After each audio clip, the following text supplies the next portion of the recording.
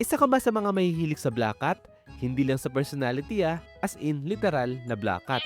And at the same time, fan ka ng movie na The Human Centipede. Kung part ka ng minority na hindi alam kung ano yung movie na yon, consider yourself lucky kasi once naisipan mo i-google yung Human Centipede, baka pagsisihan mo na may mata ka today. Mina, what's up? Anong willing mo gawin para matuto mag-magic? Lalo na kung hopeless individual ka na ultimate yung pinaka-basic na nga lang ay hindi mo pa magawa. Well, kung normal kang tao, probably either tanggapin mo na lang na hindi yon yung right path para sa'yo or mag-aral ka mabuti para gumaling. Bigyan kita ng ilang seconds para mag-isip. Time's up. Kung ang napili mong sagot ay yung magtiwala sa isang pusa at gawin yung bagay na hindi ginagawa ng taong nasa normal na pag-iisip, well, kulang pa yung willpower mo para maging isang witch. Kasi yung aspiring witch sa anime na pag-uusapan natin ngayon, gagawin ang lahat para gumaling sa pagmamagic. Anyway, ito ang anime na The Classroom of a Black Cat and a Witch. Anime na part ng seasonal lineup ng Spring 2026. Tungkol ito sa kwento ng isang malupit na witch na sa sobrang kinakatakutan dahil sa magical skills nito, isinumpa siya na maging isang itim na pusa. Siya si Claude Sirius. Pangalan pa lang hindi mo na dapat lokohin kasi serious nga eh. Sorry. I can't help myself. Then, siya naman si Spica Virgo. Para hindi mahirap i-explain, sabihin na lang natin na siya yung classmate o katrabaho mo na medyo syunga-syunga sa maraming bagay. Pero may isa siyang bagay na siya lang ang may kayang gawin at sobrang galing niya doon. Mang Rayming! Shh! Huwag ka nga spoilers, ako muna. Balik tayo. May isang goal si Spica at yon ay ang makapasok sa Royal Diana Academy. For context, ang school na yon ay para lang sa mga elites of the elites na nag-practice ng witchcraft. Ang taas ang pangarap niya, no?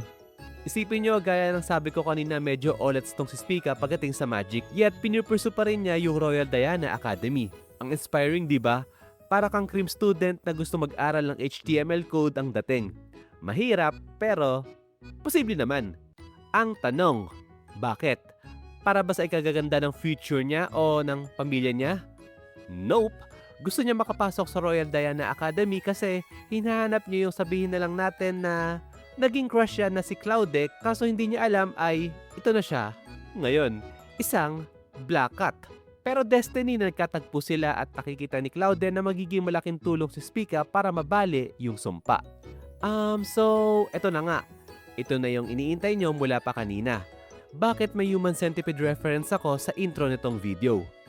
Ganito kasi, ayon sa stone tablet na nakausap nila, malilift lang daw ang curse kay Claude once napasahan siya directly ng mana mula sa isang first class magician na nagtataglay ng rebirth magic.